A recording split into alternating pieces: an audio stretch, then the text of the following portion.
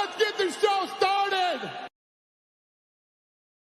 Jon Jones coach predicts Stipe Miocic's approach for UFC 309. Jon Jones returns in the main event of UFC 309 this Saturday night for what is just his second outing as a heavyweight.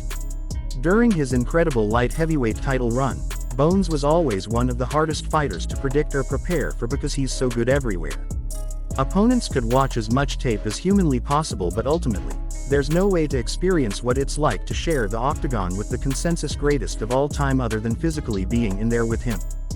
This is even more true since he moved to heavyweight because of the lack of footage that is out there of him.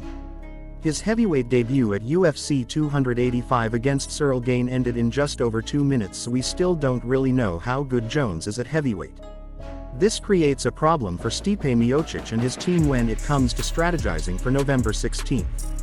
In a recent interview with Submission Radio, Jones' longtime striking coach Brandon Gibson spoke about what he would do if he found himself in their opposition's shoes and had to plan for a fight against the heavyweight champion.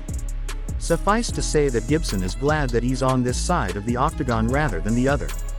That team at Strong Style, obviously they've built a lot of great fighters and built Stipe into an incredible champ, so I'm not gonna presume what I believe their game plan would be.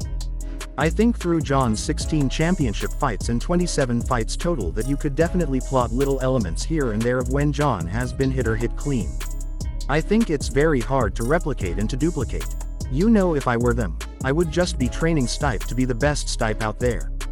We're anticipating him to come out aggressive like he has shown in the past, and on the other hand, if I were to coach against Jon Jones, I think that's the hardest puzzle as a coach in this entire sport to solve.